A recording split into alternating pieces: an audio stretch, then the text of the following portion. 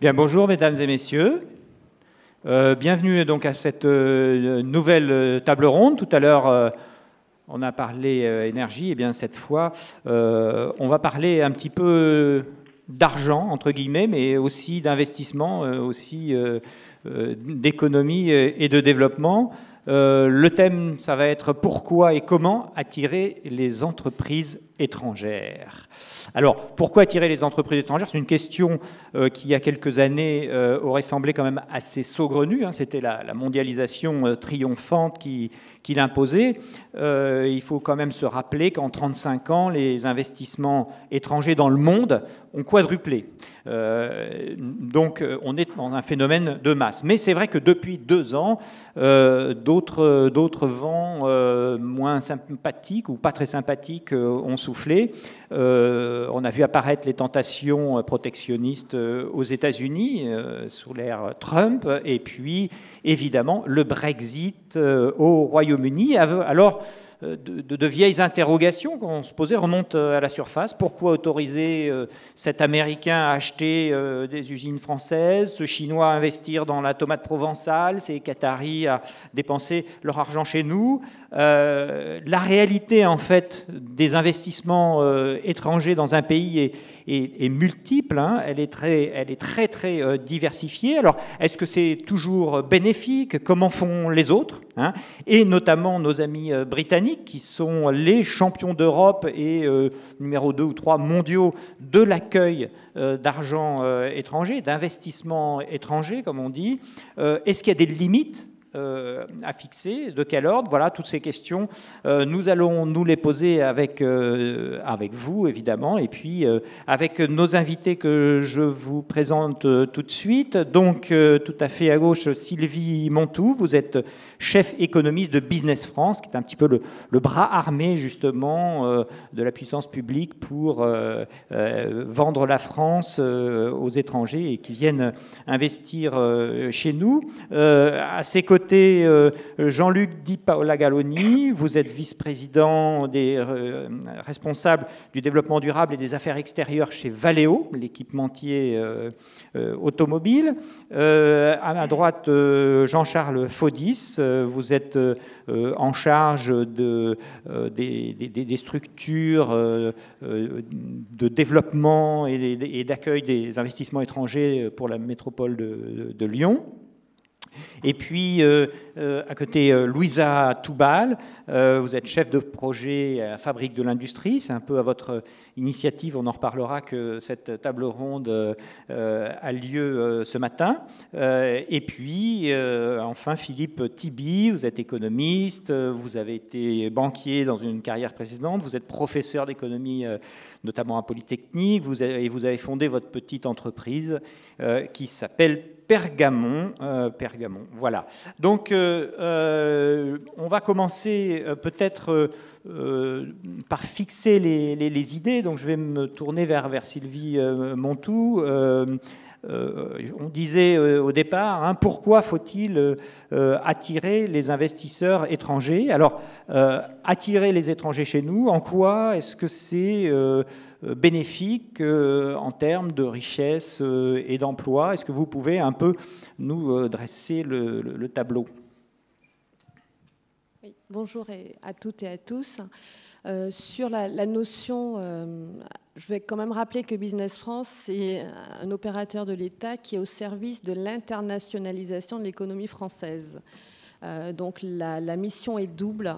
Il s'agit non seulement de projeter à l'international les entreprises qui sont implantées sur le territoire, mais également donc d'accompagner l'exportation notamment, mais également d'attirer sur notre territoire des investisseurs étrangers. Cette politique d'attraction des investisseurs étrangers est finalement une politique qui existe dans la plupart des pays, aussi bien des pays développés que des pays en développement. Il y a un véritable enjeu pour les États de pouvoir attirer les capitaux et les talents étrangers. Et pourquoi justement, pourquoi est-ce qu'il y a cette politique qui se met en place et des dispositifs d'attractivité qui se mettent en place avec des niveaux différents? C'est parce qu'il faut déjà au préalable savoir qu'une firme multinationale, donc une firme qui est dans un processus d'internationalisation, est plus performante que les autres. on ne sait pas forcément quel est le sens de la causalité. Est-ce que c'est le fait qu'elles soient plus compétitives, plus productives, qui les projette à l'international, ou si c'est le fait de s'internationaliser qui les rende plus performantes. N'empêche que lorsqu'on regarde les niveaux de productivité, les niveaux de salaire proposés, le niveau d'investissement dans l'innovation, les entreprises qui s'internationalisent sont plus performantes. Donc à partir de cela, lorsqu'elles arrivent sur un territoire d'accueil, quel qu'il soit, elles arrivent avec leur savoir-faire, leur valeur ajoutée, leurs connaissances, et il y aura des retombées, des externalités positives pour les économies d'accueil qui sont particulièrement fortes en termes de transfert technologique, en termes de création d'emplois, en termes de salaire proposé, de niveau de productivité, etc. Et quand on parle d'emploi, on parle à la fois d'emploi direct et d'emploi indirect. Donc, quand on analyse l'investissement direct étranger, par exemple, dans le cas de la France, on a à peu près plus de 22 000 entreprises qui sont sous contrôle étranger. Donc, ça ne représente qu'1% des entreprises qui sont implantées sur le territoire, mais elles contribuent de manière significative au développement et à la croissance de notre économie, puisqu'elles vont employer environ 12% de l'emploi, elles vont employer 12% de l'ensemble des effectifs, elles vont contribuer à 19% du chiffre d'affaires, à 30%, excusez-moi, du chiffre d'affaires à l'exportation et à 23% de la R&D en France. Donc il y a une contribution qui est particulièrement forte. Là, la contribution que je viens de citer, ce sont des contributions qui se font pour l'ensemble de l'économie. Si on prend au niveau de l'industrie manufacturière, cette contribution est encore plus forte. Il y a 20% de l'emploi qui est réalisé dans l'industrie manufacturière et qui est réalisé par des entreprises sous contrôle étranger. Lorsqu'on va au niveau régional, donc au niveau des territoires, cette contribution est très significative. Si vous prenez par exemple l'exemple de l'emploi, on a dans l'industrie manufacturière 44% de l'emploi dans la région Alsace qui est réalisé par des entreprises étrangères. Si on prend les exportations, plus de la moitié des exportations de la région Bourgogne, Lorraine, PACA est réalisée par des entreprises sous contrôle étranger. Alors il faut peut-être préciser que donc, entreprise sous contrôle étranger, ça peut être soit une entreprise étrangère qui est venue investir en France de zéro, ou une entreprise qui en a racheté une autre sur le territoire français, en fait. Hein. Alors comment ça se répartit entre ces différentes catégories d'investissement? On voit bien que la différence entre un fabricant, un équipementier automobile, par exemple, qui fait des boîtes de vitesse et qui va venir s'installer sur le territoire français en ouvrant une usine, et puis General Electric qui va racheter Alstom, ça s'appelle aussi un investissement étranger, et pourtant c'est de nature quand même assez différente. Alors comment ça se répartit Oui, c'est de nature très différente, et il y a plusieurs instituts qui vont mesurer la réalité de ces investissements directs étrangers. Business France, avec l'ensemble des territoires, on a un processus qui est particulier dans la méthodologie, puisqu'on ne va pas recenser au même titre que la Banque de France, avec la balance des paiements, l'ensemble des flux d'investissements directs étrangers qui viennent en France, et donc notamment toutes les opérations de fusion-acquisition. Nous, on va recenser les implantations qui vont permettre de créer des emplois. C'est-à-dire qu'on est justement, quand vous parliez de pourquoi attirer les investisseurs étrangers, on a une vraie notion et mission d'ordre public, de service public, qui est qu'on considère, et notre postulat est bien le fait, que l'attrait et que l'implantation de nouvelles entreprises étrangères va permettre de créer des emplois. Donc lorsqu'on recense les décisions d'investissement des entreprises étrangères, nous, on se focalise sur les créations, donc les sites d'implantation qui viennent donc s'implanter sur les différents territoires, les extensions et bien sûr également les reprises. Mais dans les reprises, nous, de sites en difficulté, qui ne sont pas toutes les opérations de fusion-acquisition, de prise de participation qui sont mesurées par d'autres bases de données, on a, nous, plus de la moitié des opérations qui sont des créations. C'est-à-dire que toutes les nouvelles décisions d'investissement en 2016, 51% de ces décisions se sont traduites par l'implantation de nouveaux sites. On a environ 36% qui sont des extensions. Donc, qu'est-ce qu'on entend par une extension? C'est une entreprise qui est déjà implantée sur le territoire, parce qu'il faut savoir, depuis 2-3 décennies, on a un nombre d'entreprises étrangères constant qui est implanté sur le territoire et qui va développer son activité. Elle va développer en augmentant sa capacité de production, en investissant davantage, en innovant et en augmentant également toute la partie création d'emplois, en développant des sites de production et des sites de R&D. On a notamment démontré qu'il y avait une forte corrélation entre l'implantation d'un site de production et celui d'un site de R&D. C'est-à-dire que la probabilité pour une entreprise, pour une même entreprise, parce que c'est ce qu'il faut comprendre, c'est qu'une firme multinationale, quand elle s'implante, elle n'est pas mono-activité, elle en a plusieurs. Donc une même entreprise va pouvoir venir s'implanter en France en implantant un site de production, en développant un site de production, et 2-3 ans après, va développer un site de recherche et développement, un service aux entreprises, etc.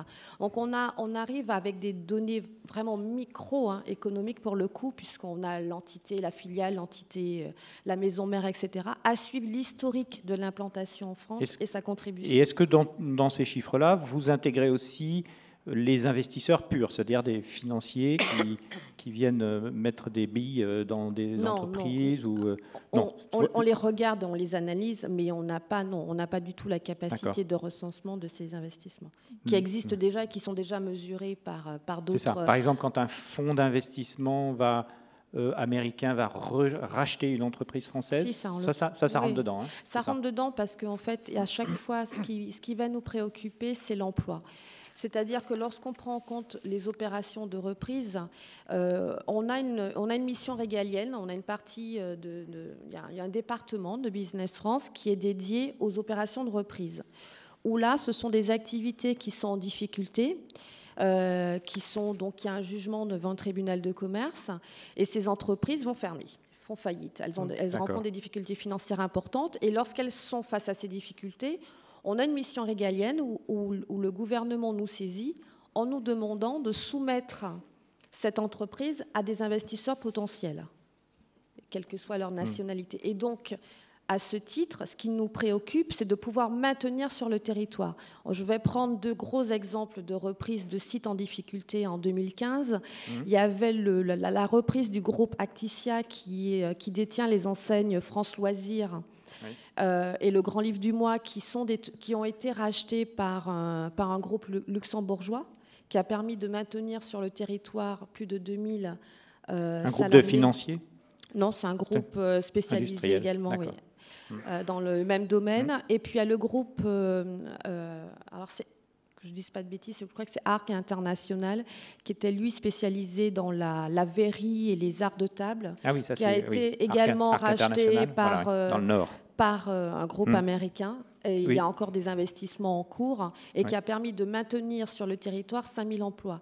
Donc on a, je sais pas, on a une notion, nous, de l'entreprise, de la nationalité de l'entreprise qui dépasse les frontières, dans le sens où ce qui nous intéresse, en tout cas nous, en tant qu'agence de promotion à l'investissement, agence de promotion de l'image économique de la France, c'est de pouvoir attirer sur notre territoire et de pouvoir maintenir sur notre territoire des activités. D'accord. C'est l'enjeu, ce n'est pas de savoir. Et pour nous, à partir du moment où une entreprise est implantée sur le territoire, il s'agit vous ne regardez pas sa nationalité. Si on regarde, mais ce qui nous importe, c'est qu'elle reste. On reparlera effectivement de ces sujets-là, notamment effectivement des limites et puis des conséquences. Là, on a vu les conséquences positives. Hein. Juste une chose, en termes de rang en matière d'accueil des investissements étrangers, je disais que la Grande-Bretagne était la première, numéro 1 dans l'Union européenne et deuxième ou troisième dans le monde. La France, elle est à quel rang ? Si vous prenez, alors déjà, il faut, encore une fois, quand on parle de l'attractivité, on n'utilise pas un seul indicateur, on en utilise plusieurs, parce que si on en utilise un seul, on peut dire des choses qui sont très biaisées. Les flux d'investissement directs étrangers, tels qu'ils sont mesurés par la balance des paiements, sont des flux très erratiques et qui dépendent fortement des opérations de fusion-acquisition. La grosse montée, par exemple, des flux d'IDE au Royaume-Uni est essentiellement due, où on est passé d'une trentaine de milliards à 250 milliards d'euros de flux d'IDE entrant au Royaume-Uni, résulte très fortement de 3 grosses opérations de fusion-acquisition. Ah oui. En France, on a effectivement, on est loin derrière le Royaume-Uni, on est à peu près ça dépend des années, mais on est dans le top 20, on va dire. Depuis plusieurs années, on est dans le top 20. Là, en termes de flux d'idéeurs entrants, on est 14e, et sur le stock, on est 11e. Ça, au niveau mondial. Au niveau mondial. Et en Europe Et si on prend en Europe, on est 6 ou 7e. Ah, d'accord. Et si on regarde, et après, voilà, c'est que vous avez plusieurs façons de mesurer l'attrait des investisseurs, enfin, la présence étrangère en France, puisque si vous regardez avec les décisions d'implantation, les projets d'investissement étrangers qui s'implantent en France, on serait le 3e en Europe, après le Royaume-Uni et l'Allemagne. Mais ce sont il faut faire très attention parce que ce sont des bases de données qui sont bien sûr basées, enfin, qui, à mon avis, sont très importantes en termes de tendance, mais pas en termes de niveau, parce qu'il y a des vrais biais méthodologiques quand on connaît les outils d'intelligence économique et de veille et qui sont fortement liés à la maîtrise linguistique. Mais ce sont les chiffres, effectivement, qui nous permettent de nous positionner. Donc à prendre avec des pincettes, mais enfin, ça donne quand même une idée. Il y a du potentiel. Alors, on va maintenant rentrer dans un cas spécifique, qui est justement celui de la Grande-Bretagne. Alors on disait que c'est le pays le plus accueillant pour les investissements étrangers. C'est même quasiment un modèle économique qu'a choisi la Grande-Bretagne. Alors Louisa Toubal, vous êtes en train de sortir, il est sous presse là. Il est disponible aujourd'hui. Il est même disponible, vous pouvez vous précipiter, c'est très intéressant.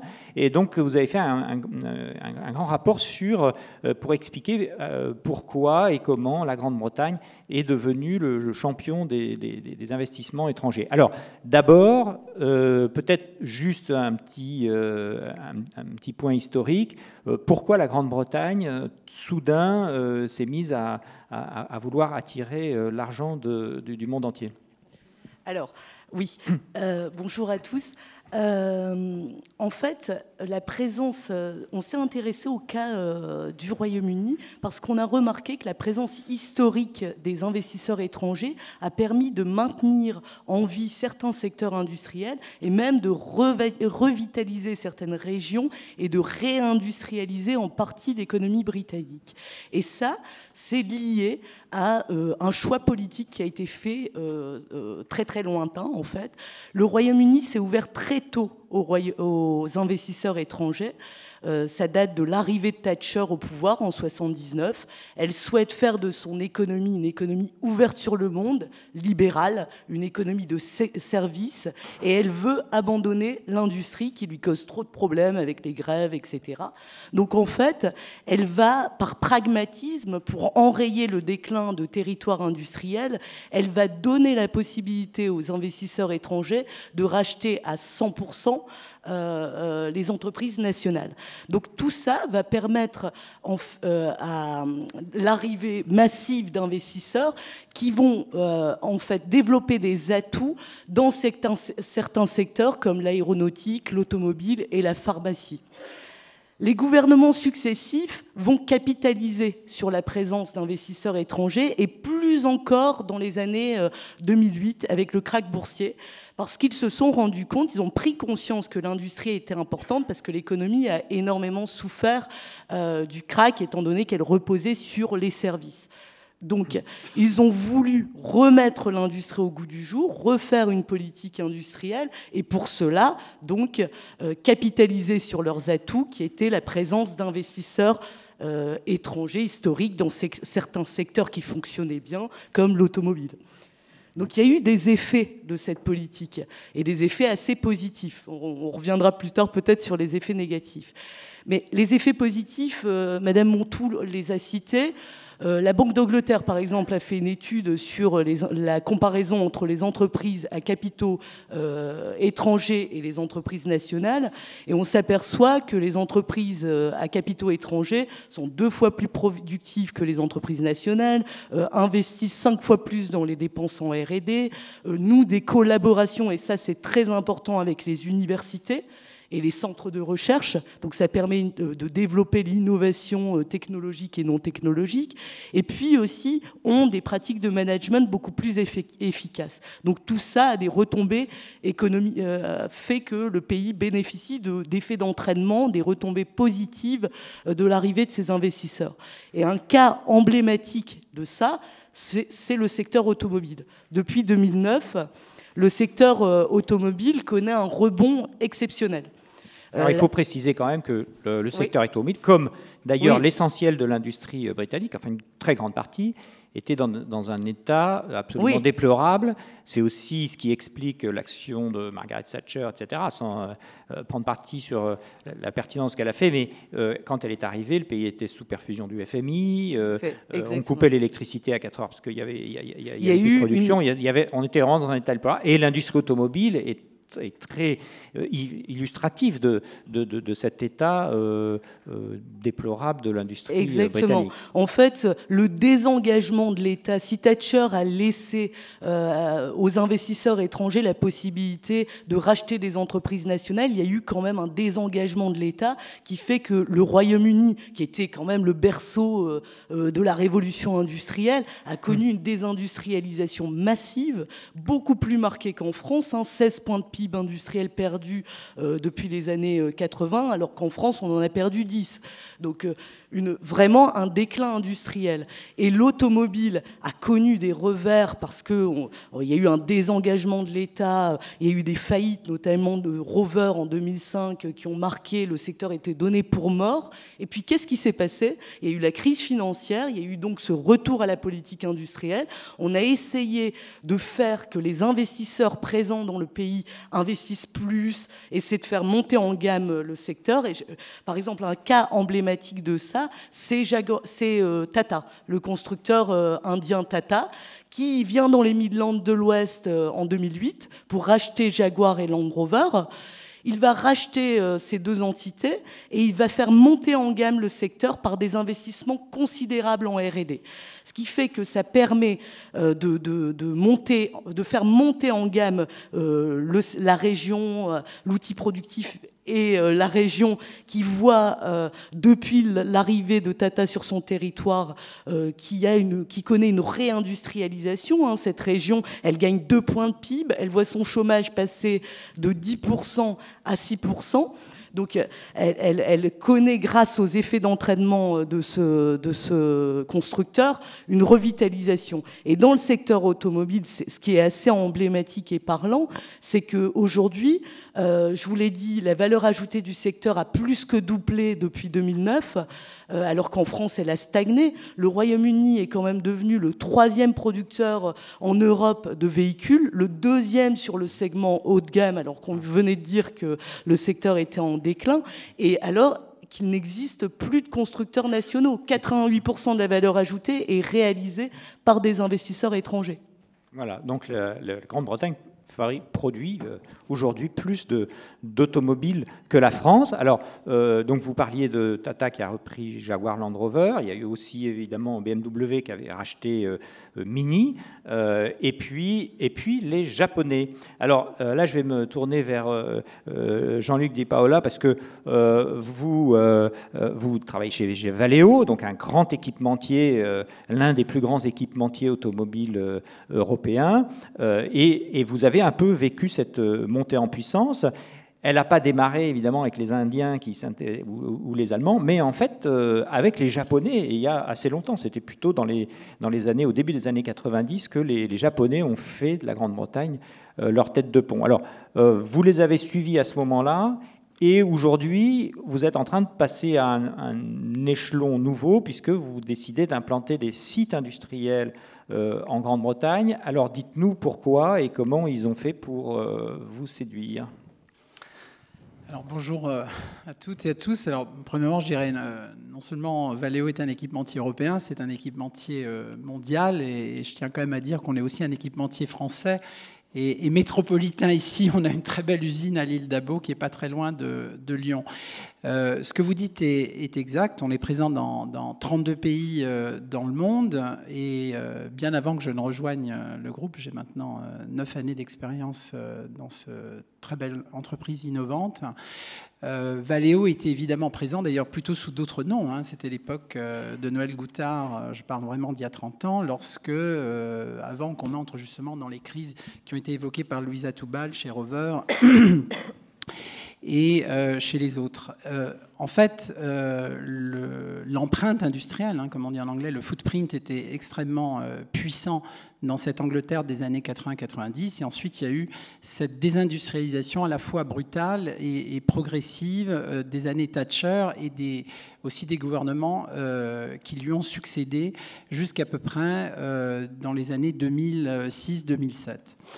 Alors, ce que j'aimerais rappeler, parce que c'est pas toujours évident, hein, on est un groupe, on est dans le business to business, et je voudrais faire un peu acte de pédagogie. On s'adresse aussi à des étudiants. J'étais moi-même chercheur et enseignant pendant un certain moment. J'aimerais quand même rappeler comment un écosystème automobile fonctionne, parce que c'est pas si évident comme ça pour monsieur, madame, tout le monde, et quand on n'est pas à l'intérieur, et on le découvre vraiment en travaillant dans nos entreprises. En fait, un équipementier peut être très grand, comme le nôtre, comme nos compétiteurs, comme les Bosch, Continental, Denso, si je prends un japonais, Mobis, un coréen. On suit nos clients constructeurs, quels qu'ils soient, allemands, japonais, chinois, français.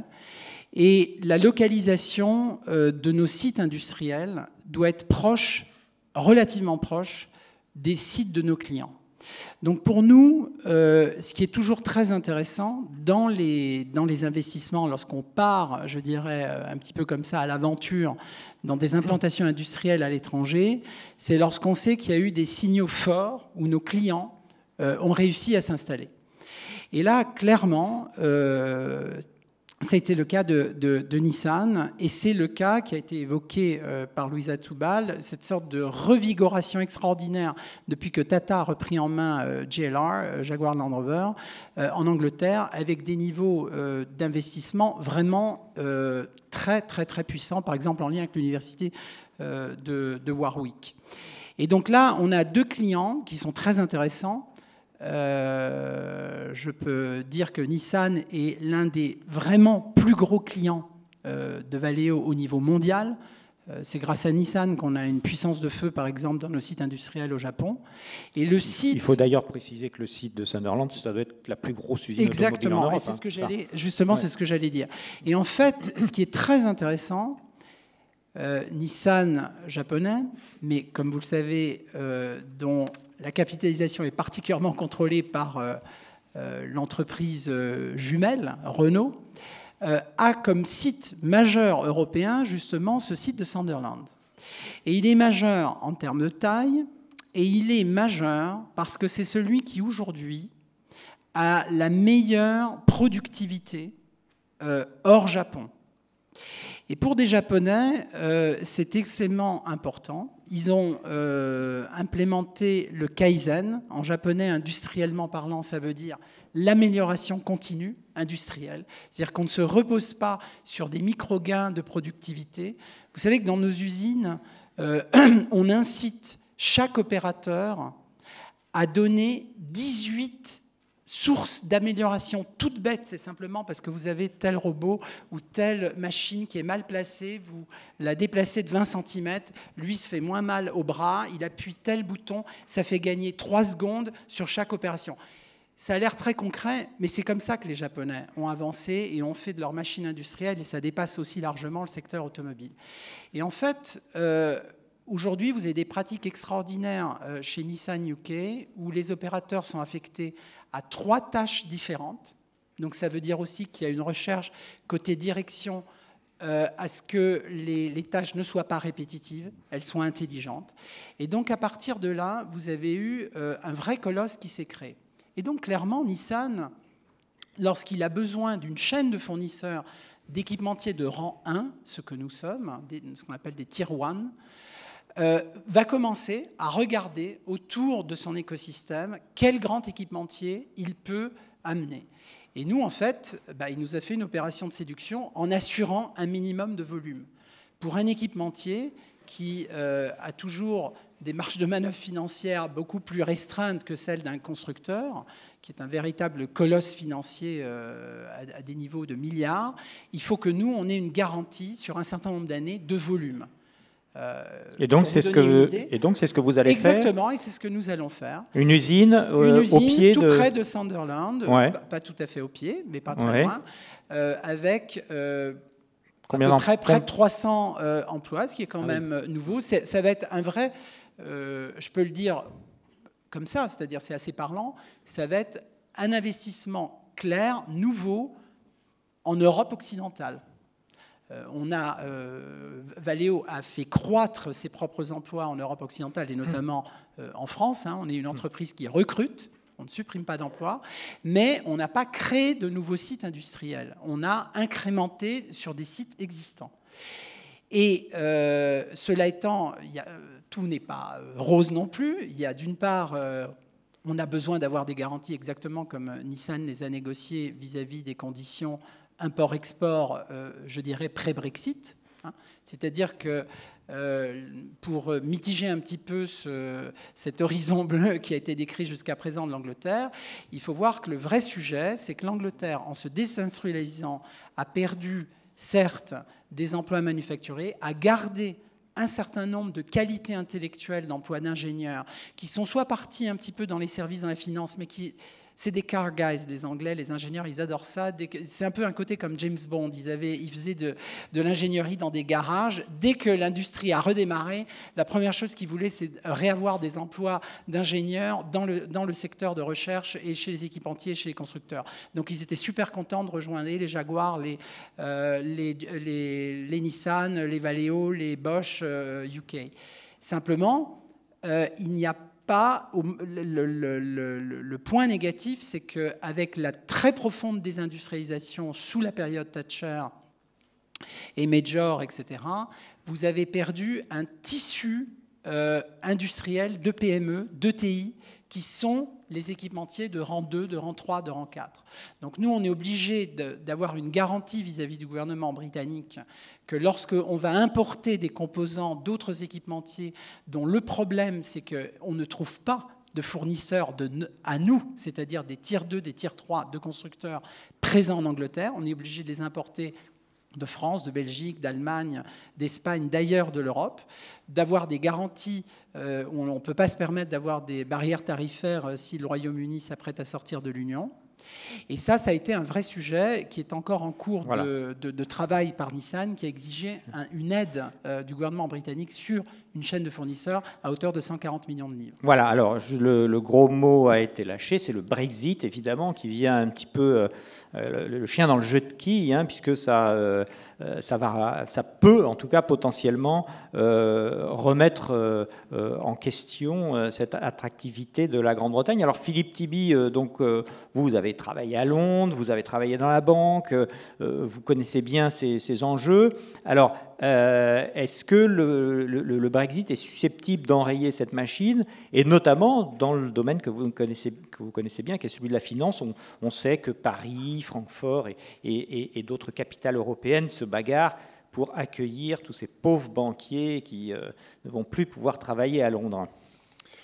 Oui, bonjour. Alors, je vais aussi faire un petit peu d'histoire, parce que la City n'est pas la City par hasard. À l'origine, il y a, je dirais, l'aventure impériale en Grande-Bretagne, mais aussi en France et aux Pays-Bas. N'oubliez pas que la société par action a été inventée avec la Compagnie des Indes à Amsterdam. La première bourse est à Amsterdam. Donc il y a une fonction de financement, je dirais, de la première mondialisation, le grand commerce. Et donc la City a servi à l'origine à financer l'Empire. Et la livre sterling, comme vous le savez, était la monnaie de référence. Donc la Grande-Bretagne et Londres étaient un des poumons du financement mondial. Ce qui peut paraître étonnant, c'est que alors que l'Europe a cédé le pas aux États-Unis après la Deuxième Guerre mondiale, ça ne soit pas arrivé en Grande-Bretagne. Je pense qu'il faut essayer de comprendre pourquoi. Il y a une première raison qui est un coup de chance, c'est le fait que le président Kennedy a imposé des taxes. Là, on revient sur la question d'évasion fiscale, mais sur des taxes sur le rendement de l'épargne aux États-Unis, qui a incité des investisseurs américains à promener leur dollar, et spécialement en Europe. Et il y a eu une capacité d'innovation à Londres, qui a permis d'inventer ce qu'on appelle aujourd'hui les eurobonds, c'est-à-dire les obligations internationales qui font appel à l'épargne internationale et qui a permis de financer des entreprises. Et ça a été fait, et c'est aussi, c'est pas tout à fait un coup de chance, il y a des raisons historiques pour ça, parce qu'il y avait des gens comme Sigmund Warburg, ou beaucoup d'Allemands, de financiers allemands qui ont immigré pendant le nazisme en Grande-Bretagne et qui ont innové et qui ont permis au marché de l'eurobond, qui aujourd'hui est un marché considérable, d'être localisé à Londres. Donc il y a un certain nombre de premiers segments de la finance, comme le change, le marché obligataire, qui ont pris une place importante à Londres dans les années 60. Mais là aussi, la politique de Margaret Thatcher a aussi permis d'étendre les activités financières au marché des actions, au marché d'autres segments du marché de financement des entreprises. Et là, c'est une raison qui n'a rien à voir avec la chance, qui est la politique de Thatcher, telle qu'on vient de l'expliquer, qui était qu'elle a trouvé, enfin, elle n'est pas arrivée au pouvoir par hasard. Le Royaume-Uni était l'homme malade de l'Europe dans les années 70. Et donc, elle a déverrouillé ce qui s'était transformé en club confortable, dans lequel il y avait des rentes, dans lequel il n'y avait pas de concurrence. Et elle a ouvert la finance, en tout cas les métiers de la finance, qui étaient tous séparés. Il y avait des gens qui négociaient les actions, il y avait des gens qui donnaient des conseils aux investisseurs, il y avait des banquiers qui faisaient des fusions-acquisitions. Tous ces gens-là n'avaient pas le droit d'être sur le même toit. Et donc, c'est ce qu'on a appelé le Big Bang en 1986, qui a dérégulé et qui a permis à toutes ces institutions de travailler ensemble. Mais ça n'a pas fait que ça. Elle a effectivement, là aussi, ce sont les étrangers qui ont été invités à Londres. Et de la même façon qu'il n'y a plus de constructeurs britanniques en matière automobile, il n'y a plus de banques britanniques, ou si peu. Les gens de la City, ce qui a fait le succès de la City et ce qui n'a pas fait le succès de la France, de Paris, je suis désolé de parler de Paris à Lyon, mais de Paris ou d'Amsterdam, c'est que là où les Britanniques ont accepté d'ouvrir les portes aux Américains en particulier, la France l'a refusé, avec des barrières qui étaient des barrières non tarifaires, réglementaires, etc. Et aujourd'hui, le dynamisme de la City de Londres, c'est d'abord le fait que c'est une place vraiment internationale dans laquelle vous avez évidemment les grandes banques américaines, mais aussi des grandes banques chinoises, japonaises, les banques des pays émergents qui font partie de la City et qui sont traitées à part égale, en tout cas, ils ont un statut égal aux résidents, ce qui n'est pas le cas en France. Donc, y compris les grandes banques françaises, d'ailleurs, qui sont très les grandes banques implantées françaises, à Londres, qui se sont délocalisées à Londres des services qui étaient en France. Énormément développés. C'est-à-dire, il y a, je crois, plus de 3000 emplois de la BNP dans les activités de marché en Grande-Bretagne. Les Sociétés Générales, c'est la même chose, et évidemment. Donc, on a une place qui est véritablement internationale. Donc, sur le Brexit, le problème du Brexit, qu'est-ce que c'est ? C'est qu'aujourd'hui, quand vous êtes une banque, une institution financière dont le siège est dans l'Union européenne, vous avez le droit d'agir dans n'importe quel pays de l'Union européenne comme si vous étiez chez vous, à la maison. Le Brexit, une des modalités du Brexit vers lequel on semble s'acheminer compte tenu de l'impasse des négociations, c'est que cette capacité qu'on appelle le passeport, c'est-à-dire le fait que vous avez un passeport européen qui vous permet justement de ne pas montrer votre passeport à la douane, peut être révoqué. Donc, ce qui veut dire que si vous êtes un financier britannique, vous n'aurez pas le droit, de façon concrète, de démarcher des clients en Europe continentale. Vous devez ouvrir des bureaux en Europe continentale, en tout cas dans l'Union européenne, et c'est ce qui explique que alors les estimations sont diverses, mais on pense qu'il y a entre 30 000 et 70 000 financiers établis à Londres dans un cas de hard Brexit qui vont être amenés à bouger. Et il faut comparer les chiffres, c'est quoi ? C'est la finance en Grande-Bretagne, c'est 1 million de personnes. Les services dits ancillaires, c'est-à-dire experts comptables, lawyers, etc., c'est un autre million de personnes, dont un tiers est à Londres. Donc ça fixe un peu les idées. C'est-à-dire que il y a 10 à 15% des effectifs, hein, c'est pas pas la fin du monde non plus, mais il y a 10 à 15% des effectifs qui pourraient quitter Londres. Et donc la bataille aujourd'hui, c'est effectivement d'attirer ces gens-là. Pourquoi ? Parce que au-delà des taxes, etc., ces gens vont attirer des capitaux. Et on a besoin de capitaux pour financer l'économie. Un des drames de l'économie française, c'est qu'il n'y a pas assez de capital disponible. Il y a beaucoup d'épargne, mais il n'y a pas assez de capital disponible. Donc le fait, un tiers de l'argent qui est géré à Londres est de l'argent étranger. Donc ce capital, s'il se déplace, ou si les centres de décision se déplacent, peut aider les pays de réception à financer leur économie. Donc il faut toujours avoir, à mon avis en tout cas, l'idée que l'épargne, c'est un instrument de souveraineté. Si une entreprise comme Valeo a 50%, puisque c'est 45% de ses actionnaires qui sont étrangers, gérés depuis New York, Londres ou Boston, vous n'allez pas avoir le même biais domestique, vous n'avez pas les mêmes relations avec vos actionnaires, et donc il y a des décisions industrielles qui peuvent en être la conclusion. Donc c'est très important, enfin l'histoire du Brexit, c'est à la fois pas très important parce que le fait de voir arriver une nuée de financiers n'attire pas forcément la sympathie générale dans un certain nombre de pays. Ça fait monter les prix de l'immobilier. Vraiment, il y a tout le débat sur la sphère financière. Mais je crois que ce qu'il faut regarder, c'est où est le capital et à quoi va servir le capital. Et quand vous avez du capital qui est basé en France, il y a ce qu'on appelle le biais domestique, c'est-à-dire que ce capital va s'orienter plus naturellement vers les entreprises françaises. Et là, il y a une chance que ça se produise pour la France. Moi, je suis assez pessimiste là-dessus, parce que justement, enfin, je ne veux pas être désagréable, mais je pense que ce que les Français ou la place de Paris devraient comprendre, c'est que Londres, c'est une place internationale. C'est-à-dire que ce qu'on a appelé la LIBA, c'est-à-dire le syndicat des banques actives à Londres, les étrangers étaient représentés comme les nationaux.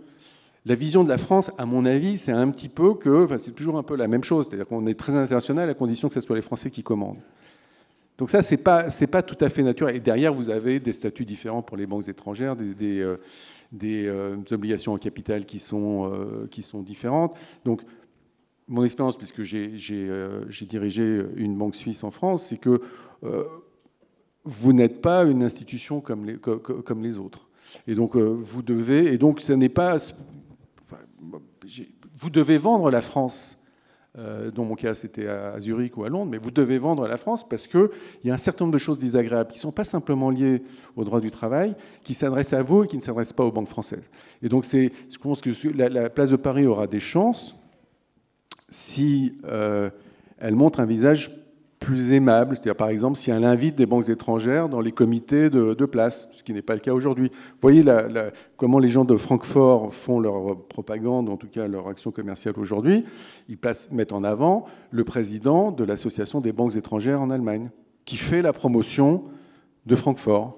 Vous ne trouvez pas ça à Paris. Pourquoi ? Parce qu'en Allemagne, il y a une seule banque très importante, qui est Deutsche Bank, qui d'ailleurs est perçue comme étant une banque internationale, plus londonienne qu'allemande. C'est un symbole national, mais c'est une banque qui a un statut un peu particulier parce qu'il n'y a pas de retail, il y a très peu d'agences de détail. C'est une banque qui est très particulière, c'est une banque d'investissement.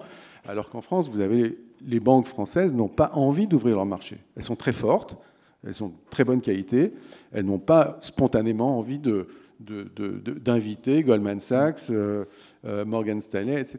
Même avant le Brexit, à Francfort, il y a 2 fois plus d'effectifs dans les banques internationales qu'à Paris. Goldman Sachs a 2 fois plus de gens à Francfort qu'à Paris. C'est parce que c'est un peu plus facile de faire du business, un petit peu plus, les lois sociales ne sont pas très sympathiques en Allemagne, si on cherche la flexibilité, mais c'est surtout parce qu'il y a moins de concurrence. Vous avez affaire à Deutsche Bank et c'est tout. Ce n'est pas Commerzbank qui va vous ennuyer. Ce n'est pas les banques, ce n'est pas les caisses d'épargne qui vont vous ennuyer. Si vous venez à Paris, vous avez BNP Paribas, Société Générale, Crédit Agricole, BPCE, etc., qui n'ont aucune envie de vous voir aller faire des entreprises de séduction auprès de leurs clients. Donc, Les Anglais vont, enfin, des gens basés à Londres vont venir. D'ailleurs, ce sont essentiellement des Européens. Londres, comme vous le savez, c'est une ville extrêmement internationale. Il y a beaucoup plus de Français, il y a beaucoup de Français financiers à Londres. Et, j'allais dire plus qu'à Paris, pas forcément, mais il y a un contingent très important. Donc, il y a un certain nombre de ces gens qui vont venir. Et je pense que c'est important, non pas de les faire revenir eux, mais de faire revenir les opérations financières, le capital, parce que les centres de décision, c'est un instrument de souveraineté. Et si on se plaint de voir des usines partir ou des fusions se faire dans le mauvais sens, c'est aussi un petit peu lié au fait que les gens qui décident n'ont pas d'affection particulière pour la France. Voilà, alors ça répond déjà à une question posée justement à nos spectateurs sur le fait que quand les capitaux étrangers sont gérés dans un pays, ils ont tendance naturellement à s'investir un peu plus dans ce pays-là. C'est ce que vous disiez tout à l'heure. Par les économistes, ça s'appelle le biais domestique. Le biais domestique. Et donc, alors que la théorie financière vous indique que vous devez être totalement neutre dans votre allocation d'actifs, c'est-à-dire que vous devez en fait avoir un portefeuille qui est réparti au prorata de la puissance des différents pays, en réalité, ça ne se passe pas comme ça. En réalité, quand vous regardez, si vous êtes basé en France, vous allez avoir un portefeuille européen dans lequel il y aura plus de valeurs françaises, c'est-à-dire que vous aurez dans votre portefeuille du Renault et pas du BMW. Parce que vous connaissez, vous avez un contact assez naturel avec les dirigeants de Renault, alors vous voyez les gens de BMW. Voilà, on l'a rencontré dans un cocktail, c'est comme ça que ça se passe. Voilà. Dans des roadshows. Oui, dans un roadshow, bien sûr, bien sûr. Alors, on va faire la transition. Maintenant, on va se poser un peu la question des moyens, c'est-à-dire qu'est-ce qu'il faut faire, et puis aussi des effets un peu parfois négatifs des investissements étrangers. Il y a beaucoup de questions d'ailleurs qui tombent sur ces sujets-là, hein, sur le dumping fiscal, sur le reversement des bénéfices à la maison mère, sur l'éventuelle dépendance d'un pays. Alors, mais juste avant, Jean-Charles Faudis, vous travaillez pour la métropole de Lyon, donc vous êtes chargé justement de faire un peu la danse du ventre devant les acteurs étrangers, vous voyez, pour qu'ils viennent investir leur argent à Lyon. Alors, je ne pense pas que vous ayez grand espoir pour la finance de la City, c'est moins votre sujet. Lyon, c'est une ville industrielle. Donc, simplement, où on est pour une métropole? Est-ce que finalement, maintenant, on dit beaucoup, vous voyez, on parle de Londres contre Paris, on ne parle même plus de la Grande-Bretagne contre la France, donc on est à un niveau de ville, de métropole. Est-ce qu'aujourd'hui, les villes, elles ont les moyens, et est-ce que vous êtes prêts à faire des cadeaux très substantiels aux gens qui accepteraient de venir mettre leurs usines dans votre territoire? Peut-être, avant de répondre à cette question directement, un petit commentaire sur le Brexit et sur la capacité à faire venir des entreprises UK, et en particulier... Il y a une bourse à Lyon, mais... Des filiales financières. Je pense qu'aujourd'hui, on ne peut faire qu'une photo à date. Il ne faut pas oublier que le Brexit a 15 mois et qu'aujourd'hui, rien n'est décidé. J'en parlais avec un diplomate encore avant-hier. On est au cœur des négociations sur le cadre du Brexit, et bien malin serait celui qui pourrait aujourd'hui dire comment la sortie du Royaume-Uni se passera in fine. Donc je pense que ça, il faut quand même le garder en tête. Aujourd'hui, on ne peut faire que des constats qui sont valables à un instant T, qui ne seront pas forcément valables demain. Un autre commentaire sur ce qui a été dit par les autres intervenants sur l'avancée du Brexit et l'attractivité de la place française ou de la place lyonnaise. Nous, ce qu'on constate, et ce n'est pas forcément lyonnais, je viendrai après à la place de Lyon, mais ce qu'on constate sur le problème du Brexit, le cas du Brexit, c'est qu'effectivement, on voit des sociétés financières bouger. Il ne faut pas oublier que les sociétés financières, si elles sont les premières à bouger, c'est aussi parce qu'elles sont celles qui sont le moins capitalistiques en termes d'infrastructure, et qu'il est plus facile de bouger un bureau financier, une officine financière qu'une usine de production ou un très grand centre logistique. Ça, c'est la première chose. Que, effectivement, ces places financières bougent plus vers d'autres places financières, évidemment, européennes, et en particulier des places anglo-saxonnes, parce que je crois qu'il ne faut pas non plus négliger un certain tropisme anglo-saxon dont la France, forcément, par définition, est exclue. moi, ce que je constate quand j'en parle avec mes collègues d'Amsterdam ou de Francfort, c'est qu'effectivement, ils voient arriver plus de dossiers qu'on en voit arriver en France, en particulier sur des domaines financiers. Avec un effet d'entraînement, je parlais avec mon collègue de Francfort il y a 2 semaines, qui m'expliquait que les dossiers de mobilité, de bureaux, de banques, de bureaux de fonds d'investissement sont souvent suivis de dossiers de mobilité, de sociétés de services informatiques, de big data, par exemple indiennes, qui suivent en fait leurs donneurs d'ordre. Donc il y a un effet d'entraînement qu'il ne faut pas oublier là-dedans. Ça, c'est un autre point. Et du coup, je pense que c'est à prendre en compte dans ce qu'on voit et dans les efforts qu'on peut faire vis-à-vis des entreprises. Ce qu'on constate, nous aussi, sur le Brexit, pour en finir avec ce point-là, et je passerai à votre question, c'est qu'aujourd'hui, on ne voit pas de société industrielle du Royaume-Uni réellement s'affoler par rapport au Brexit. Ce qu'on voit, c'est des inquiétudes sur des filiales d'entreprises non britanniques installées au UK et qui, elles, se posent des questions, en particulier des sociétés asiatiques, qui sont plus inquiètes que les sociétés endogènes UK par rapport à leur devenir. Je pense que c'est dû à 2 choses. D'abord, elles ne sont pas sur leur terrain, d'origine. Et deuxièmement, il n'y a pas cet effet de patriotisme économique qu'on peut sans doute retrouver dans d'autres entreprises. Je ne sais pas si les autres intervenants partagent ce point de vue, mais je pense qu'il y a, côté anglais, une vraie conduite des entrepreneurs anglais qui disent on est UK, ok, qu'on soit d'accord ou pas avec le Brexit, on agira si vraiment on doit agir. Voilà pour refermer la parenthèse du Brexit et venir sur la place des métropoles. Par rapport à votre question sur les métropoles, je pense que en fait, les métropoles, elles ont un rôle majeur dans l'attractivité, mais qu'il ne faut absolument pas opposer au rôle de l'État ou au rôle des régions. C'est-à-dire que je ne crois pas que la question, c'est de savoir si une métropole, c'est le meilleur outil d'attractivité des entreprises que l'État ou que la région. La question, c'est de savoir comment chacun, dans cette chaîne d'attractivité, joue bien son rôle. Et effectivement, les métropoles, par la concentration de savoir, la concentration d'infrastructures, la concentration de dynamisme économique qu'elles génèrent, deviennent un élément complètement déterminant. On le voit bien à Lyon, puisque Lyon a ce dynamisme et bénéficie en plus d'un statut assez particulier en termes d'autonomie de développement économique. On y reviendra peut-être. Et je crois que tout l'enjeu aujourd'hui, pour nous, en France et à Lyon, c'est d'arriver à bien faire jouer à chaque niveau des organisations leur rôle. Une métropole, même comme Lyon, ne pourra jamais se passer du rôle de l'État en termes de grandes orientations industrielles, en termes de grandes orientations économiques, en termes surtout, et c'est un point qui est extrêmement important dans l'attractivité française et qui ne dépend pas d'une métropole ou d'une région, en termes de stabilité et de visibilité sur les réglementations et la fiscalité.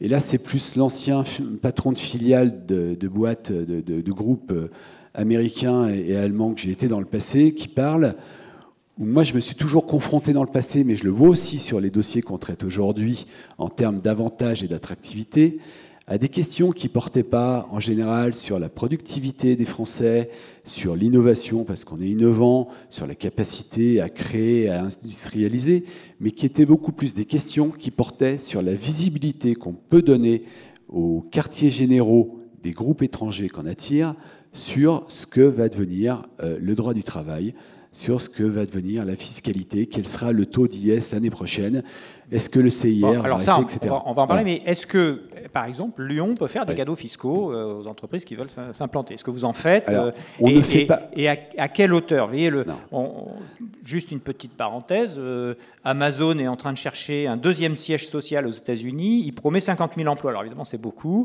Il y a 237 villes américaines et canadiennes qui se sont mises sur les rangs. Il y en a qui sont prêts à offrir 2 milliards, 3 milliards, 5 milliards pour faire venir, alors ça peut être des crédits d'impôt et autres, mais aussi de subventions, pour faire venir. Est-ce que vous avez cette capacité-là et à hauteur de quelle somme? Alors, ce n'est pas du tout l'approche qui a été retenue à Lyon. On a décidé clairement de ne pas tout rentrer. On n'en parle pas de cette manière et pas sur sur un discours de surenchère à la subvention ou à l'incitation purement financière. C'est même pas financière, monétaire, quoi. Hein. C'est-à-dire qu'on n'est pas dans la course aux subventions et dans la course aux dons. Ce qu'on a décidé de faire à Lyon et dans la région lyonnaise, et l'organisation que je dirige en est le bras armé, c'est de beaucoup plus se placer sur la capacité à accompagner les entreprises dans la facilité qu'elles ont à s'implanter ici sur tous les plans, que ce soit bien sûr sur le plan immobilier, foncier, avec évidemment des marges de négociation au cas par cas, suivant la taille des projets, leur caractère stratégique, mais on est dans la négociation, on n'est pas dans le don et dans la surenchère au niveau financier, et dans l'accompagnement sur tous les points qui sont importants pour l'entreprise. Il ne faut pas croire, et j'ai quelques dossiers en tête dont je ne peux pas citer les noms parce qu'évidemment ils sont en cours, il ne faut pas croire que la course à la subvention, c'est ce qui fait venir les entreprises. J'ai en tête... Donc ça, c'est pas vrai que pour Lyon, vous voulez dire. J'ai en tête il n'y a pas de course à la subvention entre les différentes villes quand vous êtes en compétition. Alors, il peut y en avoir. Il peut y avoir des villes, et entre autres, pas forcément en France, mais en Europe, qui se placent sur ce terrain-là. Nous, on considère que ce n'est pas le bon terrain. Je peux vous citer un exemple très précis. Je ne vous citerai pas le nom de l'entreprise, mais c'est un très gros opérateur industriel de très haut niveau avec beaucoup d'innovation. Pourquoi le levier purement subvention et one-shot n'est pas le bon levier? Parce que finalement, son coût d'investissement, même s'il paraît extrêmement lourd au départ, n'est rien par rapport à ses coûts d'opération. Et l'entreprise qui va venir s'installer aujourd'hui, dont je parle là, elle est beaucoup plus sensible à la façon dont on va l'aider à se mettre très rapidement en marche et ensuite l'accompagner dans le recrutement de ses talents, dans la connexion à tout l'écosystème local en termes d'innovation, etc., qu'au fait de lui amener une subvention qui ne résoudra de toute façon pas, in fine, ces problématiques de coûts d'exploitation. Donc, voilà, on a une position très claire à Lyon qui est de dire, bien sûr, aidons au maximum les entreprises. Si, avec des aides régionales et des aides nationales, on peut contribuer à augmenter l'attractivité, oui, mais en tout cas, on considère que le premier levier, ce n'est pas celui de la course au financement pur et à la subvention. D'accord. Alors, on va voir justement quels sont les leviers, et puis on parlera aussi des difficultés. Il y a des questions sur ces sujets-là. Alors, Sylvie Montou, le levier financier, est-ce qu'il est important dans l'attractivité? Quand on discute avec des industriels, ils sont, par exemple, absolument fanats du crédit impôt recherche. J'ai pas vu beaucoup d'études économiques qui prouvaient qu'on a créé énormément d'emplois avec le crédit impôt recherche, mais en revanche, quand on interroge les entreprises, et notamment les entreprises étrangères, elles disent sinon on l'aurait mis à Singapour ou je sais pas trop où, notre laboratoire. Est-ce que le levier financier est vraiment très important pour attirer les capitaux en France? Le levier financier est un des moyens d'attirer les capitaux en France, mais c'est clairement pas celui que nous, en tout cas dans notre politique et démarche, nous mettons en premier lieu en avant. On suit la perception des investisseurs étrangers qui s'implantent en France. Donc on a un panel d'environ 1000 entreprises qui sont chaque année questionnés sur leur perception à l'égard de l'attractivité de la France et sur leurs projets de développement et de leur stratégie en fait, d'internationalisation. Et les principaux atouts qu'ils mettent lorsqu'ils parlent de l'attractivité de la France, ce sont les infrastructures de communication et de transport, la taille du marché, avec notamment le fait que lorsqu'on parle de taille du marché, on ne parle pas uniquement de la taille du marché domestique, mais de la taille du marché potentiel. C'est-à-dire que lorsqu'une entreprise vient s'implanter en France, elle va non seulement chercher à servir le marché domestique, mais également les pays voisins. Et donc là, c'est un des critères qui est très important pour elle. Et on a vraiment, parmi les principaux critères également, tout ce qui est formation et qualification de la main-d'œuvre. Et ça, il ne faut vraiment pas le négliger. La reconnaissance en termes de qualité des ingénieurs, des docteurs et du personnel de R&D est fortement reconnue. On a plusieurs critères qui mettent en avant le fait qu'en termes de personnel de R&D, on a vraiment un capital humain qui est très important.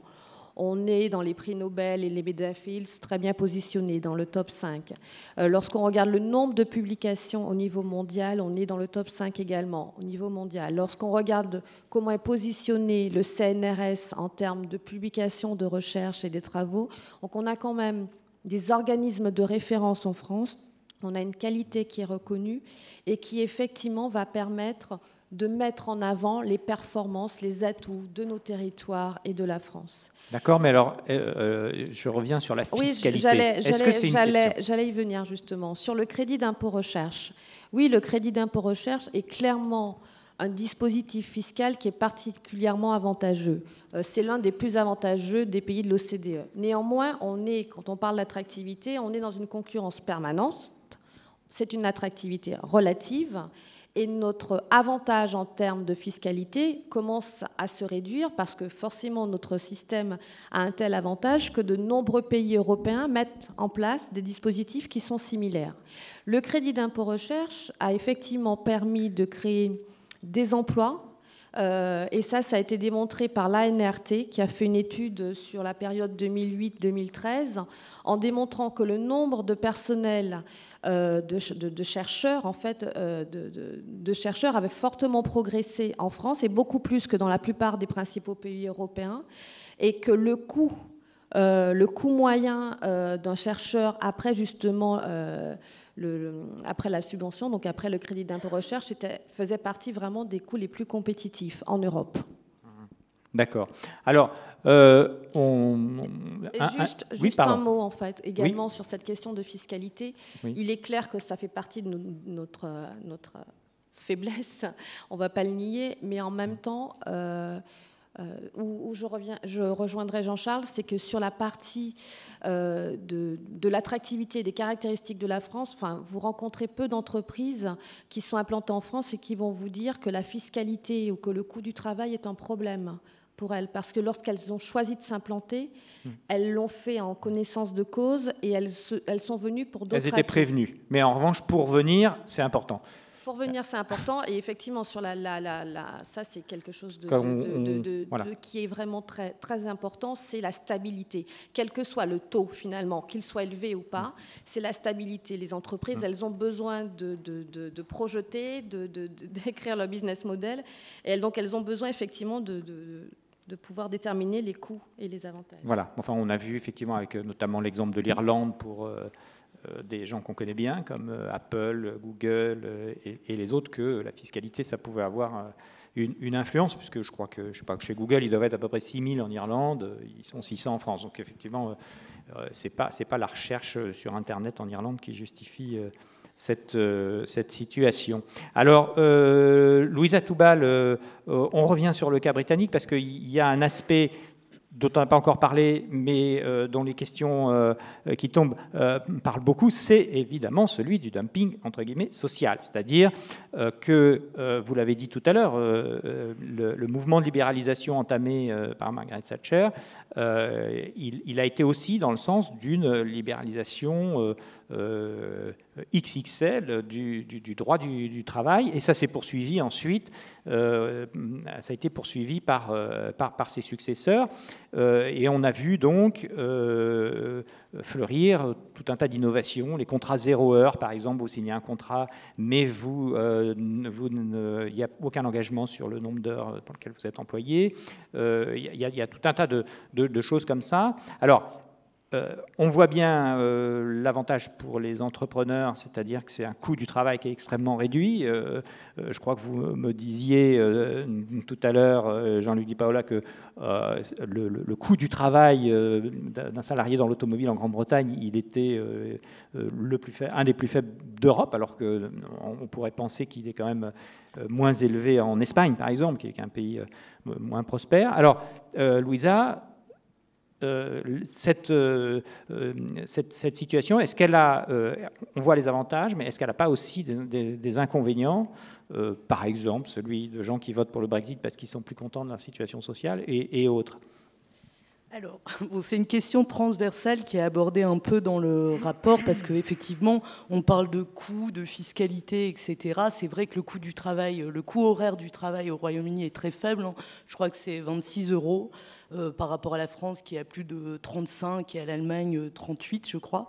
Donc effectivement, c'est un élément d'attractivité pour les investisseurs, mais je rejoins ce qui a été dit, c'est que ce n'est pas le seul élément d'attractivité, même si le Royaume-Uni joue énormément sur ça, et notamment sur une politique fiscale agressive. Je voudrais juste en dire un mot, c'est que le Royaume-Uni a décidé, pour justement, dans le contexte du Brexit, continuer à attirer des investisseurs dans son pays, a décidé de baisser le taux d'impôt sur les sociétés de 20% à 17% d'ici 2020, et tout ça va être coûteux pour les finances publiques. Et c'est important de le rappeler parce que M. Di Paola disait également que les groupes étrangers, cette forte dépendance aux investisseurs étrangers dans le pays, fait qu'ils sont tous en train de négocier avec Theresa May des accords de compensation en cas de Brexit dur, hausse des barrières tarifaires, et ça aussi, il faut le financer, et ça va être une difficulté. Il faut rappeler que, je m'éloigne un peu, mais je reviendrai à votre question, 59% des composants dans l'automobile sont importés. Donc on voit bien qu'en cas de Brexit dur, ça risque de poser un grave problème. Sur la question du coût du travail et du Royaume-Uni, en fait, ce qu'on observe dans le rapport, c'est que c'est vrai, par exemple, si je reviens au secteur automobile, c'est vrai, le secteur automobile a connu un grand boom. Et à l'échelle nationale, on peut se dire, tiens, il y a une réindustrialisation au Royaume-Uni puisque l'industrie, la part de l'industrie est assez proche que celle de la France. Et en plus de ça, ils sont en train de recréer des emplois depuis 2011, 23 000 emplois créés, alors que nous, on en détruit encore. On en détruit, je ne sais pas, maintenant c'est stable, mais enfin ça fait peu de temps. Voilà. Donc on se dit, le Royaume-Uni qui n'est plus soi-disant, on a une idée reçue où on se dit, le Royaume-Uni n'est plus une terre d'industrie, comment fait-elle ? Comment elle a fait ? C'est juste Cameron est arrivé au pouvoir en 2009, après la crise, et puis il a mis en place une politique d'austérité. La politique d'austérité, c'est quoi ? C'est une coupe dans les dépenses publiques, mise en place de contrats très très flexibles, contrat 0 heure, c'est il n'y a pas de durée légale minimum. Dans le mois, on vous appelle, vous pouvez faire 2 heures, 3 heures, bon, enfin. Donc on n'a pas ça en France, il n'y a pas de garde-fou. Il faut savoir que le Royaume-Uni, en s'intégrant à l'Union européenne, n'a pas signé les conventions sociales de l'Union européenne. Donc, il peut faire une flexibilité exacerbée. Ce qui a permis quoi ? Ce qui a permis de créer des emplois peu qualifiés, largement peu qualifiés, dans les 23 000, et une paupérisation qui a conduit à quoi ? On le voit bien dans des régions industrielles. Des grosses régions industrielles ont voté pour le Brexit. Parce que, à cause, on revient toujours aux mêmes raisons, le désengagement de l'État, des années où l'État n'a pas investi dans l'outil productif, dans l'éducation, etc., ce qui ont créé beaucoup de contrats de travail accumulés, etc., et donc une paupérisation des disparités assez importantes qui ont conduit au vote pro-Brexit. Alors, je ne sais pas si quelqu'un veut intervenir sur cet aspect de la politique sociale, qui est quand même un aspect fondamental. L'un d'entre vous, Philippe Tibi, oui.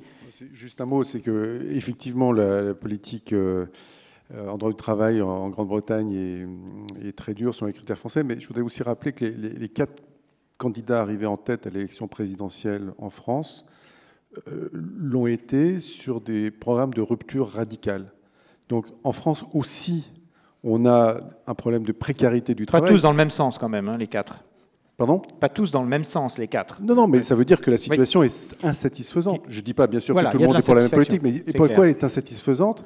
Elle est insatisfaisante parce que la précarité du travail en France, elle s'exprime sous d'autres façons. Elle s'exprime sur le fait que 90% des entrées du travail se font sur le biais de CDD. Elle s'exprime sur le fait qu'il y a beaucoup de travailleurs qui ont plusieurs employeurs et qui ont... Voilà. Donc, ce que je veux dire, c'est que ce problème qui est présenté comme étant britannique souvent ou allemand avec les mini-jobs, c'est le problème de l'Union européenne, enfin du travail, enfin, il y a d'excellentes conférences sur le sujet, mais c'est aussi un problème de fond que nous devrons traiter, je pense, qui est la précarité du travail, qui fait qu'en France, il y a 30% des jobs qui sont précaires, au sens où vous n'avez pas une visibilité sur là où vous serez employé l'année prochaine, donc ce qui pose des problèmes quand vous voulez emprunter, vous loger, etc., etc. Alors, Jean-Luc Di Paola, là on a listé deux deux éléments d'attrait qui sont en général plutôt quand même en tête de liste, c'est-à-dire le sujet de la fiscalité, le sujet de la législation sur le travail. Est-ce que pour un investisseur comme vous, enfin pour une entreprise comme vous qui veut entrer dans un pays, ce sont des éléments essentiels?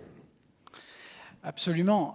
En écoutant l'ensemble des intervenants, on m'a demandé, c'est normal de témoigner sur l'Angleterre parce qu'on a un projet en cours, mais enfin, j'aimerais quand même replacer le curseur sur la big picture. On est quand même le premier groupe innovant en France. On a parlé du CIR, on est le premier avec Safran, le premier client du crédit impôt recherche. Donc j'aimerais quand même replacer un certain nombre de points qui me paraissent ultra essentiels de Valeo dans le monde et de Valeo France par rapport aux autres 31 pays où nous sommes implantés. Et je vous apporterai aussi d'autres éclairages à la fois positifs et négatifs sur ce que l'on peut améliorer et ce qui est très bon. Premièrement, je dirais que Valeo, en tant que premier groupe français de recherche qui a dépassé en dépôt de brevets le CEA et y compris nos 2 clients français, donc c'est vous dire le nombre de brevets que l'on dépose dans ce pays.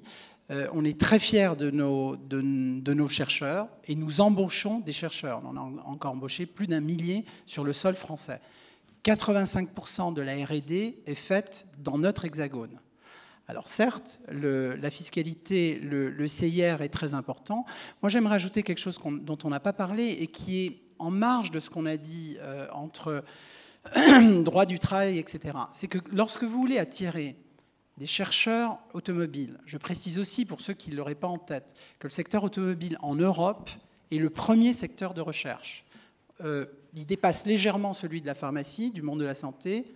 Je parle à des Lyonnais, et Dieu sait si c'est très important ici dans votre région, et devant l'aéronautique. Aux États-Unis, le secteur santé aéronautique, parfois, dépasse celui d'automobile. Parce que l'après-crise automobile n'a pas fait que le niveau de R&D chez les Big Three et les entreprises automobiles étrangères ont fait remonter le niveau de R&D. Donc, qu'est-ce que ça veut dire? Tous ces ingénieurs cherchent aussi une qualité de vie. Et c'est là où je pense que des pays comme la France ont des atouts absolument extraordinaires. Parce qu'un ingénieur, avec sa famille, avec ses enfants, il veut un cadre de vie qui doit être intéressant, attractif. Est-ce que le modèle de protection sociale, c'est une des questions qui était posée, est-ce que, par exemple, ce modèle de protection sociale qui nous coûte si cher et qui justifie un coût du travail élevé, est-ce que ça, c'est un facteur d'attractivité pour ces gens-là, par exemple? Bien sûr, ça l'est, et on le voit très bien, nous, dans nos plans de mobilité à l'interne des cadres de R&D, où on a monté, je dirais, un échelon à la fois local et international de mobilité. Évidemment, ce type de cadres ont envie d'être dans des pays où il y a une bonne protection sociale. On le voit très bien dans ce que l'on fait vis-à-vis de tous nos chercheurs en Asie et notamment en Chine. Maintenant, il y a des aspects, vu que le titre général de ces journées d'économie, c'est qu'est-ce qu'on peut apprendre du passé, comment construire l'avenir. Sur le CIR, je vais vous donner une expérience qui est quand même assez étonnante vis-à-vis des pouvoirs publics. Il y a quelques années, une sénatrice communiste, présidente de commission, a lancé une enquête dont le titre, je vous le laisse commenter, était « Enquête sur le détournement potentiel du crédit impôt recherche des entreprises innovantes françaises ». Bon, on a répondu par 70 pages. Ça a été un stress chez nous pendant 3 semaines. J'ai envoyé par recommandé. Mon PDG, Jacques Aschenbroich, a dit « Ah ben alors là, s'il y a un problème, c'est vous qui êtes responsable ». Et on a reçu un accusé de réception et l'administrateur dit « Oui, non, ça va, il n'y a rien à chercher, vous êtes honnête ». Mais il a fallu qu'on démontre qu'on se justifie. Alors j'entends bien qu'il y a peut-être des entreprises... Oui, pensez plus à la Poste, à des gens comme ça, je ne sais pas. Enfin, non, mais honnêtement, je veux dire, on perd tout un tas de temps à devoir se justifier, à avoir je dirais, aussi un climat de méfiance lorsque clairement, vraiment, nous embauchons et on fait également beaucoup vis-à-vis des doctorants. On intègre des doctorants, ce qui n'est pas du tout évident. Et moi, je suis ravi de m'adresser, je sais, devant un public particulièrement d'universitaires. Il faut réconcilier le monde de la recherche avec le monde de l'entreprise. Et ça, c'est quelque chose, dans les points, et j'ai été totalement d'accord avec ce que Philippe Tivy disait, où il faudrait peut-être aussi un petit peu rendre attractif de manière un peu plus différente la place France, mais ça aussi c'est quelque chose qu'il faut améliorer.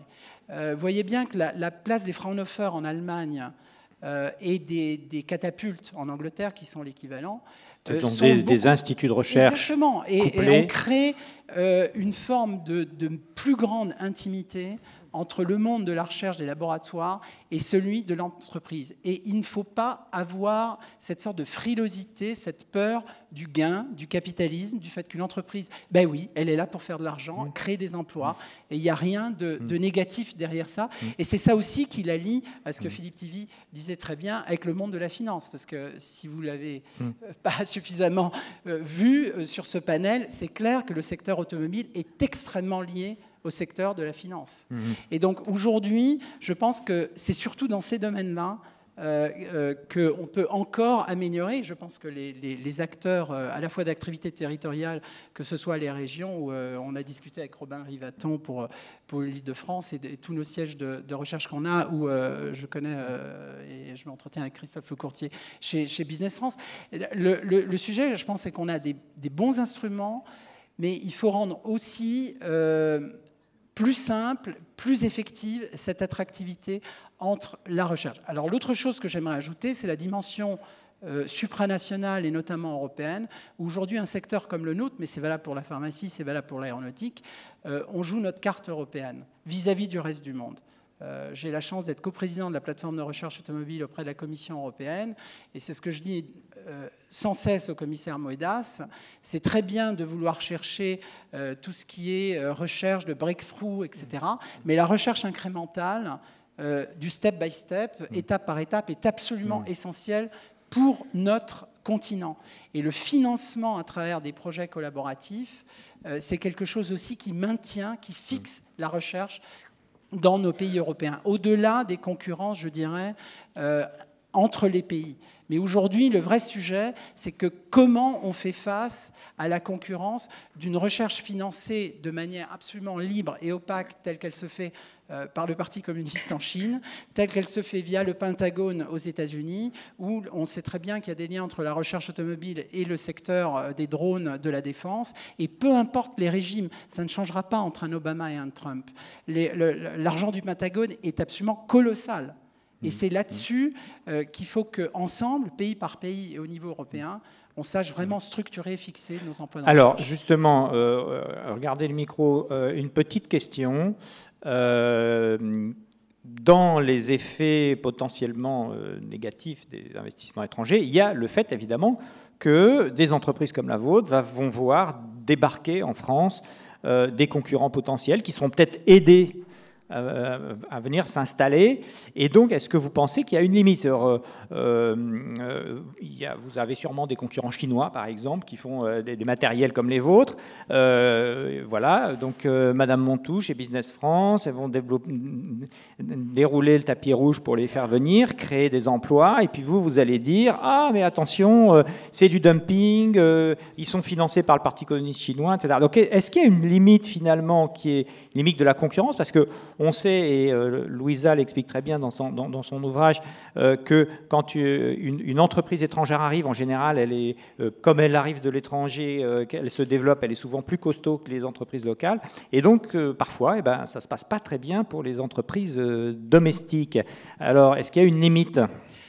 Alors, écoutez, en ce qui nous concerne, je ne parlerai pas d'autres entreprises et notre secteur, mais je tiens à préciser que le fait justement d'être en tête de file de l'innovation des équipementiers fait que la concurrence équipementière, heureusement, je dirais, est une concurrence plutôt de bas coût et donc de moindre niveau technologique.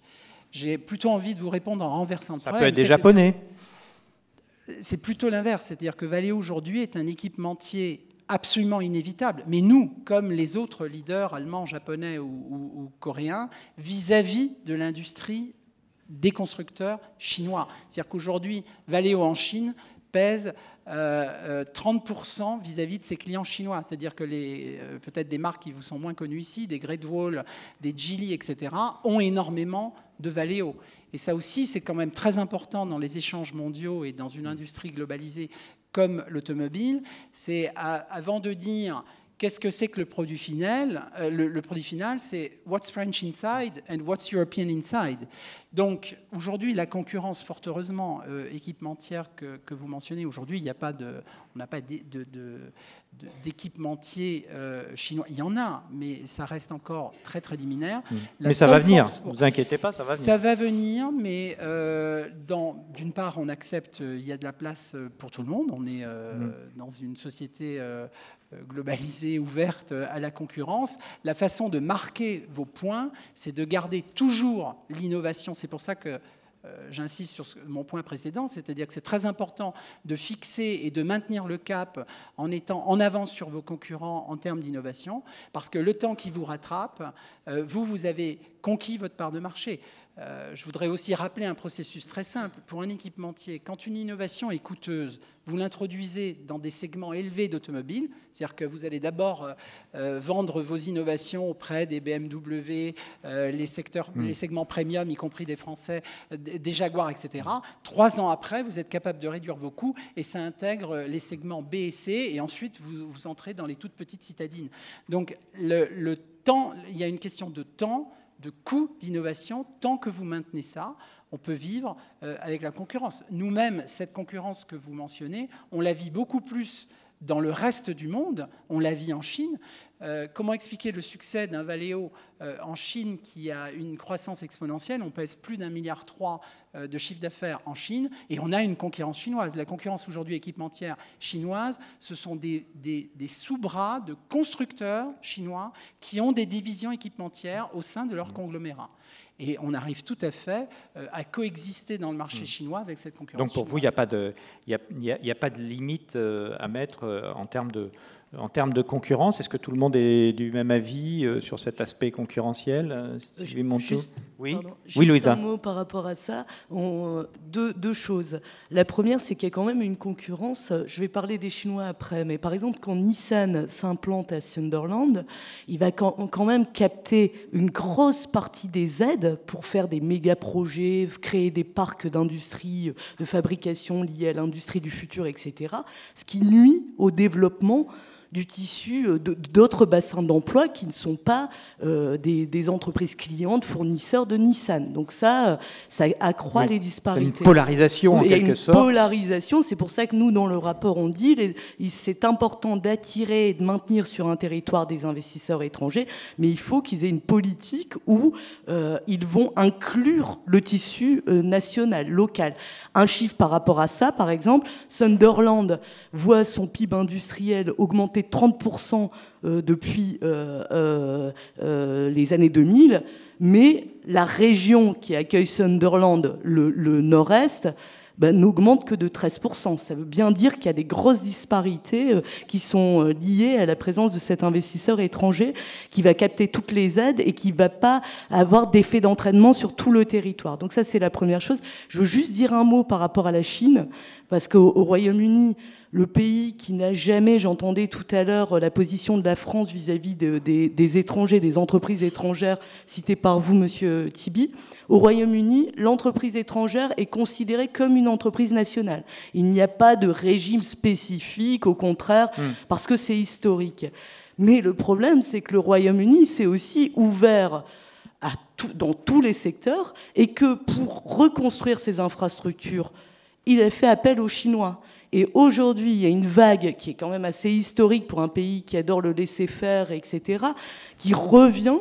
Il y a un gros courant de pensée. On fait pression sur Theresa May pour qu'elle change son régime de protection de l'investissement étranger, parce que les Chinois ont racheté des infrastructures dans le nucléaire, on le voit avec EDF, des infrastructures dans le numérique. Ils viennent de racheter la plus grosse boîte de cloud au Royaume-Uni, qu'est-ce que ça pose comme souci? Des gros soucis de cybersécurité, on en parlait.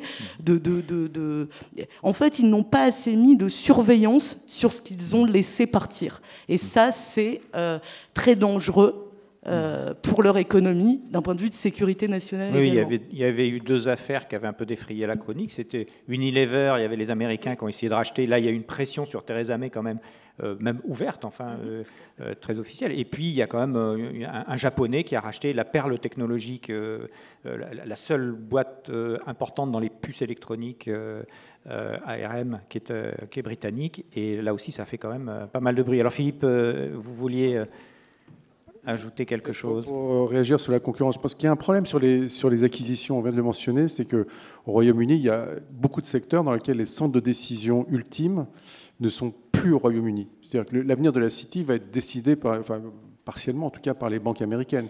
Sur l'automobile, ce seront les Japonais et les Allemands qui vont prendre les décisions. Sur l'acier, ce sera des Indiens. Donc le fait d'avoir des étrangers qui prennent des décisions sur le territoire, ça peut être positif, mais c'est un élément de vulnérabilité. Et le deuxième sujet, je pense que c'est important parce que c'est vis-à-vis de la Chine. Je pense qu'il y a une concurrence chinoise qui est normale, mais il y a un problème, je pense, pour l'Europe, sur lequel Emmanuel Macron et Madame Merkel ont discuté récemment, ce sont les acquisitions. Et comme vous savez, il y a eu un grand débat en Allemagne, qui est un pays traditionnellement assez ouvert, qui est un grand exportateur, donc assez ouvert, sur l'acquisition par une entreprise chinoise d'État de la pépite de la robotique KUKA, qui est une entreprise très, très en avance, avec la crainte, je pense que c'est une crainte qui est assez justifiée, que cette technologie éduque les ingénieurs chinois qui ensuite pourront obtenir une compétitivité extrêmement forte parce qu'ils ont un marché intérieur qui permet des économies d'échelle et qui permettra ensuite, comme on l'a vu sur les panneaux solaires, mais aussi sur le nucléaire, qui permettra et sur le transport, sur le TGV, qui permettra ensuite de revenir faire une concurrence aux entreprises européennes. Donc je pense que c'est quelque chose qui va se développer. Le problème, c'est le contrôle des acquisitions, qui est très fort aux États-Unis, qui est très ouvert en Union européenne. Et je pense qu'on verra vis-à-vis de la Chine des tentatives de limiter les ambitions en matière d'acquisition d'entreprises. Et pas simplement de concurrence. C'est différent de faire une concurrence à l'étranger que de venir avec des technologies réappropriées faire concurrence à ceux qui ont inventé ces technologies. Et puis il y a la question des transferts de technologies. On l'a vu dans les télécoms, par exemple. Oui, dans le transport, puisque c'est Siemens qui a donné la technologie, et qui aujourd'hui, Siemens en pâtit. Donc les différences de mode de capitalisme sont telles que quand vous avez des visions de long terme comme celle de la Chine, les entreprises d'État, ou de privé qui est très arrimé à l'État, ou aux entreprises qui doivent donner un rendement à leurs actionnaires chaque année, on a des logiques qui sont effectivement différentes.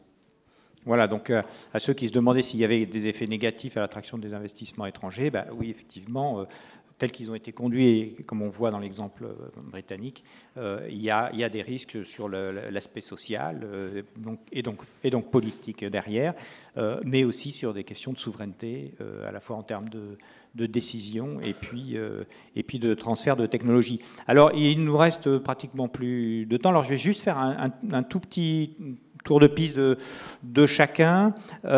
S'il y avait une chose à changer en France, ou en tout cas à pousser en France pour que pour accroître l'attractivité de la France, une, voire deux mesures, qu'est-ce que ça pourrait être, Sylvie Montou, par exemple?